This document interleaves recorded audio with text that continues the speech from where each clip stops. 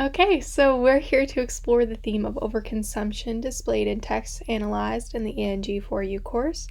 We're also going to take a deeper look into the theme of overconsumption from Indigenous perspectives, as well as how the theme connects to current day issues. So the Merriam-Webster dictionary defines overconsumption as the excess consumption or use of something. Applied to different contexts, overconsumption could be labeled as a positive or a negative thing, but we must ask ourselves, what are we overusing and what are we using it for? As we dive into various texts throughout the course, it is evident that people will do anything and everything in their power to fight against what nature intended for. The idea that there is something rotten in the state of the world today connects to the theme of overconsumption and how it alters life. Did nature intend for us to abuse and overuse our resources to create our own utopias, or was consumption the catalyst for the downfall of characters past and present, fictional or otherwise? Before diving deeper into each text, we must first explore the idea that there is something rotten in the state of the world today.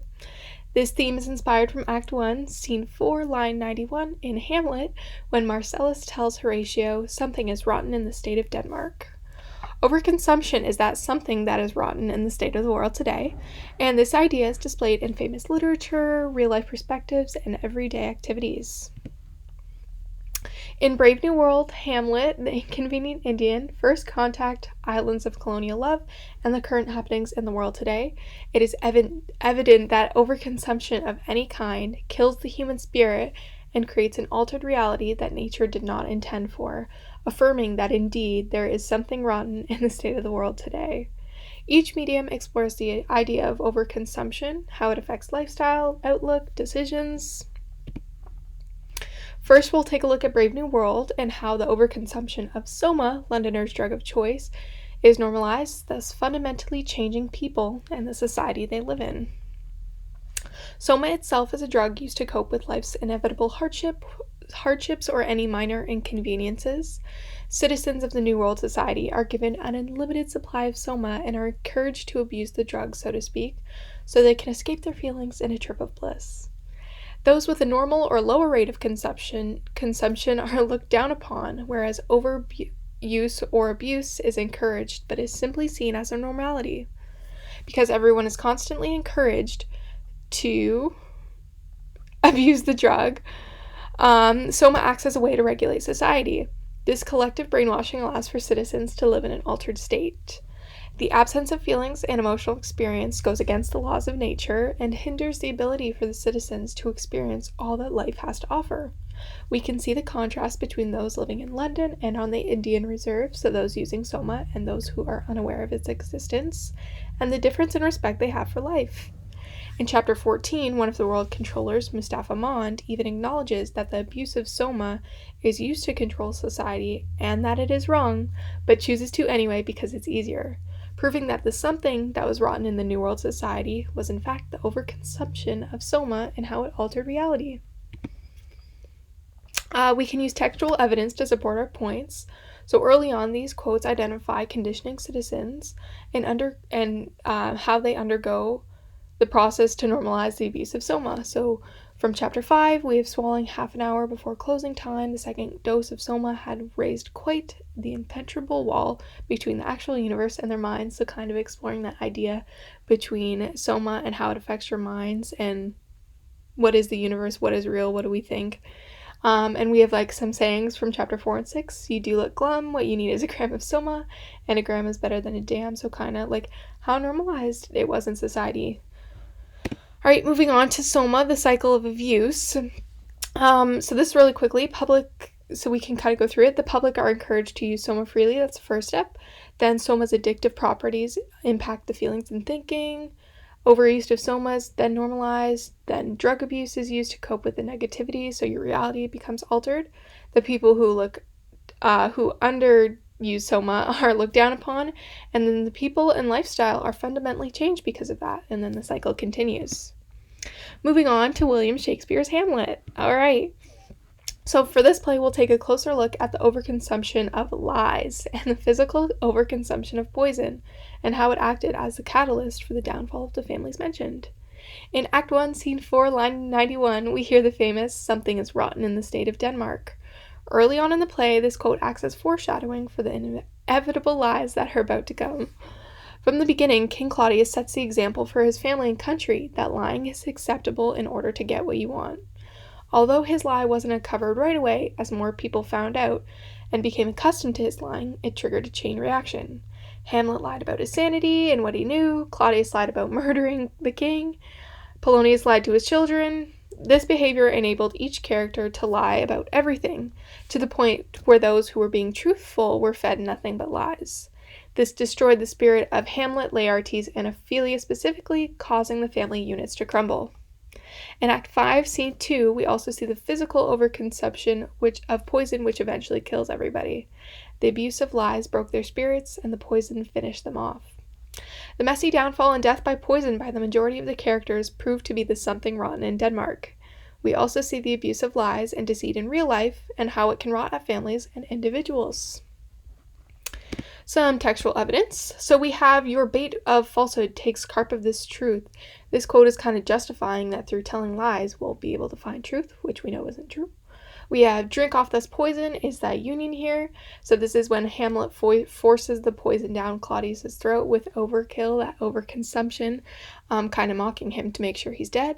And then we have "Thou canst not be false to any man." So this is when Polonius is sending Laertes to France and kind of acknowledges that men aren't truthful, which is a little ironic because we know Polonius is not a truthful man himself.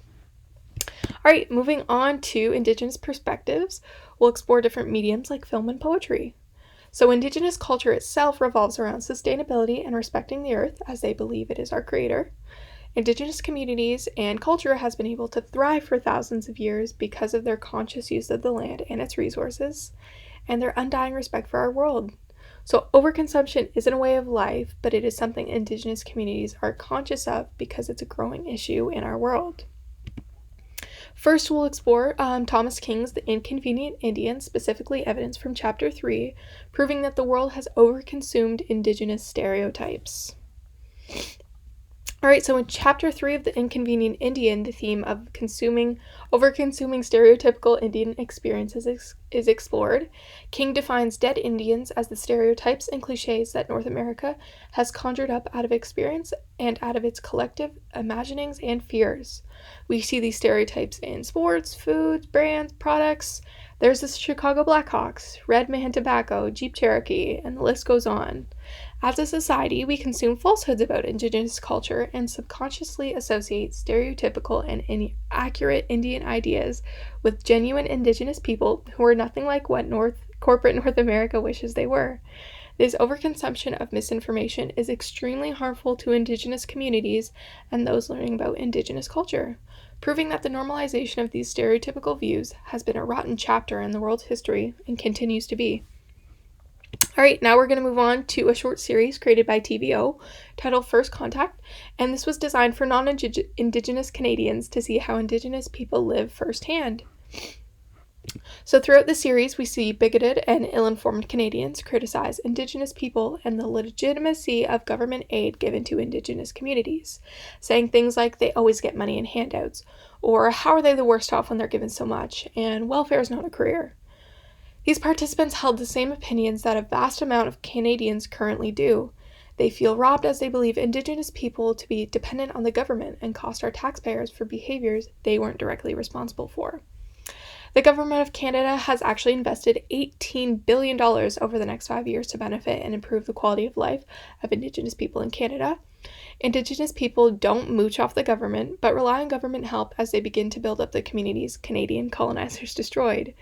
The idea that all Indigenous people are frauds who live off the government is false, and proves that those who hold this misinformed view are what is rotten in the state of the world today. Alright, moving on to Islands of Decolonial Love.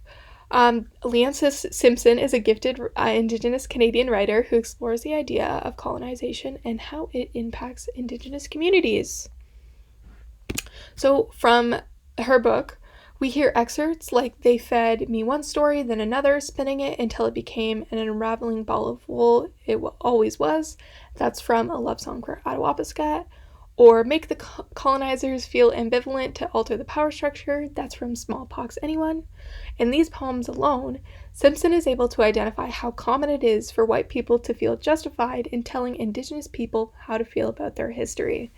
This affirms the rotten idea that the onus to forgive white colonizers lies on indigenous people, when in fact they have suffered enough loss and shouldn't have to apologize or conform to make white people feel better about a dark stain on North America's tapestry. Moving on to some present-day experiences. So it's important to connect the theme of overconsumption to a real-world context as it's becoming a growing issue in various forms. Unplugging from the digital world and staying away is a growing issue for kids and adults in today's day and age. Adults and teens overconsume social media every day, and it is contributing to the world's mental health crisis, especially among the youth population. So on screen we have some statistics about Canada for social media. We have 94% of Canadian adults have at least one social media platform, and that doesn't include any other ones they have or the time that they spend on it. And we also have a stat that Facebook is expected to surpass 3 billion users this year, which is crazy, but Facebook is the number one used social media platform worldwide. Next, we're going to look at a more physical sense of overconsumption. We overuse natural resources in Canada.